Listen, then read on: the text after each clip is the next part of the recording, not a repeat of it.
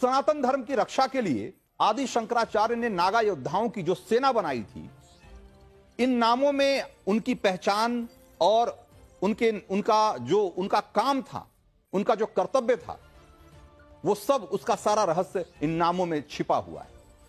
उन्हें जहां की रक्षा का भार सौंपा गया था, उसका संकेत भी इन नामों में छिपा हुआ है। यह बेहद अहम जानकारी है, जिसे उस दौर में नागा साधु एक सीक्रेट कोड की तरह इस्तेमाल करते थे। अपनी सैनिक पहचान बताने के लिए इसी नेम कोड के जरिए नागाओं की सेना देश के दूर दराज के इलाकों से होकर एक दूसरे से जुड़े रहते थे।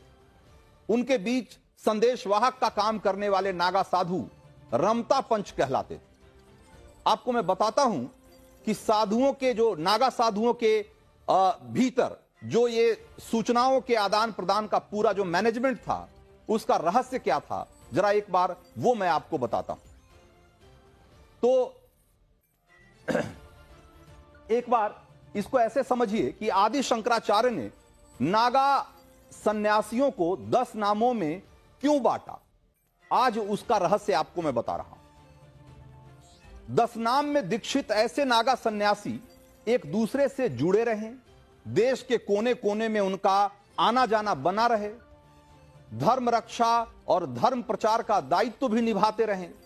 इसके लिए आदि शंकराचार्य ने 4 पीठों के साथ साथ 4 मढ़ियों की भी स्थापना की, जिनकी 52 गढ़ियां थी। सनातन धर्म के चारों धाम हों, चाहे भगवान शिव के 11 ज्योतिर्लिंग हो, देवी के 51 शक्ति पीठ हों या कोई अन्य तीर्थ स्थल, नागा योद्धा उन सब की रक्षा का भार उठाते रहे। और कैसे उठाते रहे वो जरा एक बार समझिए। और ये पूरे देश भर में नागा साधुओं का जो पूरा नेटवर्क था, जो उनकी छावनी थी, उनकी जो मढ़ियां और गढ़ियां थी, वो कैसे पूरी तरीके से व्यवस्थित की गई थी और कैसे उसके जरिए पूरे देश में सारे तीर्थों की सुरक्षा की पूरी जिम्मेदारी उनके ऊपर सौंपी गई थी, जरा उसको गौर से समझिए। तो इन नागा सन्यासियों को जो 10 नामी परंपरा, यानी कि 10 नामों वाली परंपरा, वो 10 नाम कौन कौन है? तो 10 नाम हैं। आपने बहुत सारे संतों के नाम सुने होंगे, जिनके नाम के आगे या पीछे गिरी, पुरी, भारती, इस तरह के शब्द आपने देखे होंगे। ये क्या है? जब आप आज इसका रहस्य जान पाएंगे और यह भी समझ पाएंगे कि यह परंपरा कहां से और कब से चली आ रही है और इसका मतलब क्या है। तो जो 10 नाम थे वो थे गिरी, पुरी, भारती, वन, अरण्य, सागर, आश्रम, सरस्वती, तीर्थ, योगी और पर्वत।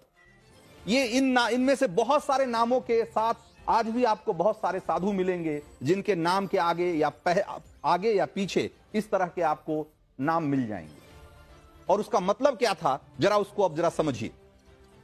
तो सबसे पहले गिरी। गिरी का मतलब क्या होता है? पहाड़ी। और ये पहाड़ी, इसका मतलब क्या है? इस नाम वाले नागा सन्यासियों का ज्यादातर ठिकाना वैसे इलाकों में होता था जहां पर कि पहाड़ियों पे या पहाड़ की चोटियों पे कोई तीर्थ स्थल होता था। वैसे सारे नागाओं को गिरी कहा जाता। उसी ढंग से पुरी। पुरी का मतलब क्या होता है? पुरी का मतलब होता है नगर। तो वैसे तीर्थ स्थल जो कि किसी शहर में केंद्रित थे, चाहे जैसे वो आप जैसा जानते होंगे कि मथुरापुरी, अयोध्यापुरी, ऐसे बहुत सारे नाम। पुरी का मतलब ही होता है नगर। तो इस तरह के जो तीर्थ क्षेत्र थे, उनकी सुरक्षा का जिम्मा जिन नागाओं पे था, जिन नागाओं की छावनियों पे था, उन सब को पुरी कहा जाता था।